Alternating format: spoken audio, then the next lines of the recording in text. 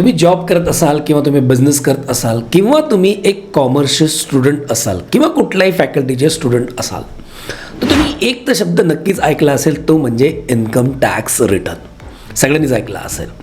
कसं होतं ना, इन्कम टॅक्स रिटर्न भरलं की आपल्याला असं वाटतं की हो बाबा आपलं काम झालं आहे, आपण शांत झालो आहे. नक्कीच आपलं काम संपतं. इथे आपलं काम संपतं, पण इन्कम टॅक्स डिपार्टमेंटचं इथूनच पुढे काम चालू होतं.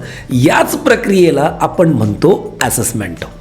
कारण की इथेच इन्कम टॅक्स डिपार्टमेंट त्यांचे काम काय करतात, चालू करतात. आपलं संपलं, त्यांचं चालू होतं. तर चला या व्हिडिओमध्ये आपण आज मस्तपैकी समजून घेऊया मराठी आणि सोप्या भाषेत असेसमेंटची डेफिनेशन. आणि हा नक्कीच व्हिडिओ बघा शेवटपर्यंत. जाताना एक मी तुम्हाला टिप सांगून जाणार आहे की जेणेकरून तुमची स्क्रुटनी असेसमेंट टाळू शकते. या व्हिडिओमध्ये आपण स्टार्ट करूया सुरुवातीला की असेसमेंट म्हणजे नेमकं काय.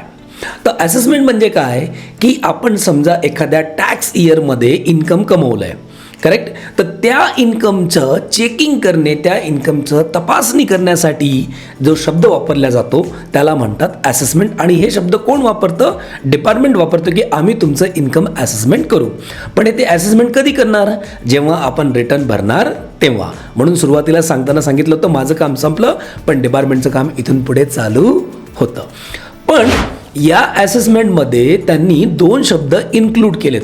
त्याला म्हणतात रिअसेसमेंट आणि रिकम्प्युटेशन. तर रिअसेसमेंट अँड रिकम्प्युटेशन असा एकत्र शब्द आहे.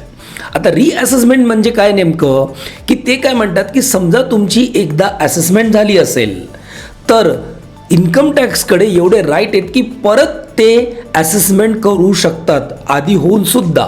पण असं का होऊ शकतं, कारण की त्याच्या पाठीमागे एक सांगितलं त्यांनी की त्यांना असं वाटलं की एखादं इन्कम एस्केप झालंय, एखादं इन्कम सुटलंय, एखादं कम्प्यूट करताना इन्कम त्यांच्या हातात. त्यांना असं वाटतंय, रिझन टू बिलीव्ह शब्द वापरला आहे की त्यांना बिलीव्ह आहे की त्यामुळे तुमचा इन्कमवर इम्पॅक्ट होऊ शकतो. तर ते तुमची फाईल अगेन रिओपन करू शकतात. त्याला म्हणतात रिअसेसमेंट.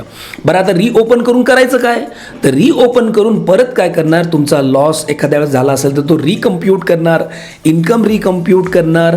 तुमचे काही एक्सपेंडिचर जर कधी बिझनेसमधले असतील तर ते खरंच प्रॉपर आहेत किंवा नाही आहेत हे सुद्धा यात बघू शकतात.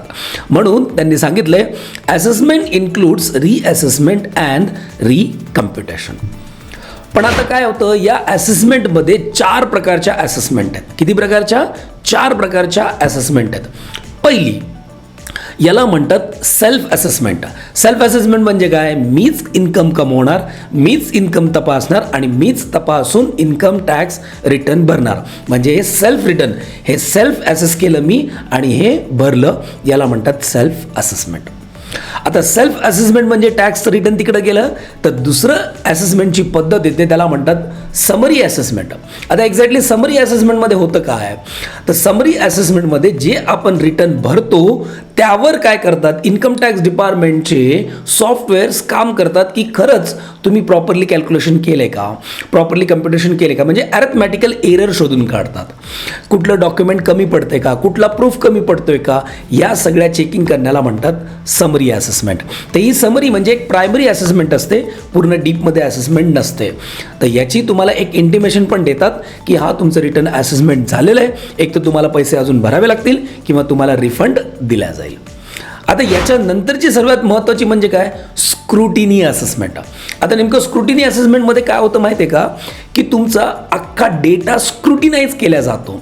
त्यांना असं डाऊट आहे, त्यांना काय डाऊट आहे की इथे काहीतरी गडबड झालेली आहे. तर मग ती गडबड शोधून काढण्यासाठी काय करणार आहे, तर मग परत तुम्हाला काय करणार, नोटीस पाठवणार की बाबा मला हे सगळा डेटा परत दे, माझ्याकडे तर आहेच पण परत मला डीपली डेटा दे. त्याला स्क्रुटिनी असेसमेंट म्हणतात. आणि शेवटची असेसमेंट जी आहे आपली ती म्हणजे रिअसेसमेंट. म्हणजे जी आत्ता तुम्हाला आधी सांगितली ती, की या सगळ्या असेसमेंट झाल्यानंतर सुद्धा रिअसेसमेंट करू शकतो. आणि एक शेवटची राहिलेली आहे रिअसेसमेंटच्या नंतरसुद्धा एक बेस्ड जजमेंट असेसमेंट.